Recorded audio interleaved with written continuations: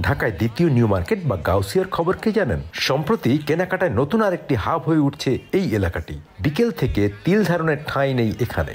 এটা এক হিসেবে একটা মেলা হয় দৈনিক। এখানে লোকজন মনে করেন সন্ধ্যার পরে আপনি হাঁটার রাস্তাও পাবেন না এখানে। আপনি এটা দেখতে পাচ্ছেন যে এখানে সন্ধ্যার পরে মানুষ হাঁটার রাস্তা পর্যন্ত পাওয়া যায় না। বহুত বড় বড় মার্কেট আছে, কিন্তু বড় বড় দেওয়া যায় শোরুম আছে, কিন্তু এখানে শোরুমের মাল পর্যন্ত এখানে পাওয়া যায় কম রেটে, একদম সীমিত রেটের মধ্যে একটা মানুষের চাহিদা পূরণ হয়ে যায়। যেটা মনে করেন একটা মানুষ শোরুমে যায় কিনতে পারতেছে না, কিন্তু এখানে এলে তার চাহিদাটা পূরণ হয়ে যায়। শোরুমের মালটা এনে নিম্ন কিছু টাকার মধ্যে পাওয়া যেতেছে। এখানে আমরা খুব অল্প খরচে ভালো ভালো প্রোডাক্ট পাচ্ছি, প্লাস হচ্ছে মানে চাহিদা অনুযায়ী ভালো। এখানে ম্যাক্সিমাম দোকানে ফিক্সড প্রাইসে বিক্রি করে, মানে মূলামূলিটা কমই চলে। ছেলেদের টি শার্ট, প্যান্ট, স্যান্ডেল, জুতা থেকে শুরু করে খাবার, বাসার সাজসজ্জা সবই পাবেন এখানে। মেয়েদের কাপড় চোপড় এমন কিছু নেই যা পাবেন না। এখানে কি পাওয়া যায় আমি বলতে পারলাম না, কিন্তু কি নাই এখানে যা আমি এটা শেষ করতে পারবো না, বুঝছেন? এখানে নাই কোনো শব্দ নাই। এখানে জুতো থেকে শুরু করে সবকিছুই পাওয়া যায়। এ থেকে যে একটা মেয়ের যা প্রয়োজন হয় নিত্যদিনের, এই মার্কেটের জন্য মানে আমাদের জন্য অনেক বেশি সুবিধা। এখান থেকে আমরা সবকিছু এক জায়গা থেকে পেয়ে যাই, আমাদের দূরে কোথাও যেতে হয় না, বিশেষ করে নিউ মার্কেটে যেতে হয়। এখানে পেয়ে যাই। ছেলেদের জন্য টি শার্ট, পোলো, আর শীতের জন্য সময় শীতের হুডি মুডি এরকম পাওয়া যায়। মহিলা ছোট বাচ্চাদের জিনিসগুলো পাওয়া যায়। আর কসমেটিক্স, আর এখানে একটা girls college, school and college আছে, এই জন্য একটু মানে এটা ভালো। মান ও দামে ক্রেতারা খুশি। অন্যান্য মার্কেটের সাথে তুলনা করলে মান যেমন ভালো, দামেও নাকি সাশ্রয় বলে জানালেন ক্রেতারা।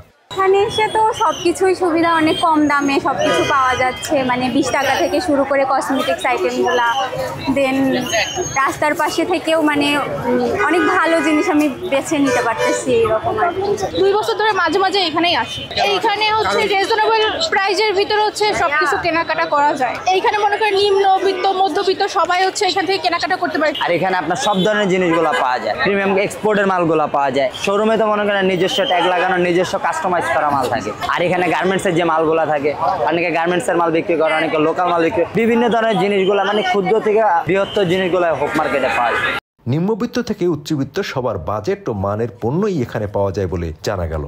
আমাদের মনে করেন এখানে নিম্নবিত্ত থেকে উচ্চবিত্ত, মধ্যবিত্ত সবাই এখানে তাদের বাজেটের ভিতরে সব জিনিসপত্রগুলো হচ্ছে পায়। এখানে তো কম দামে আপনি ভালো একটা মনের জিনিস পাই নেবেন।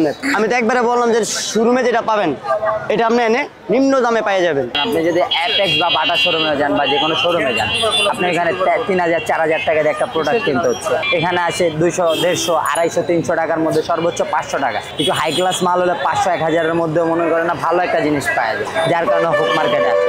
কিন্তু এত ক্রেতার সমাগম হবার কারণ কি? প্রশ্ন ছিল বিক্রেতাদের কাছে।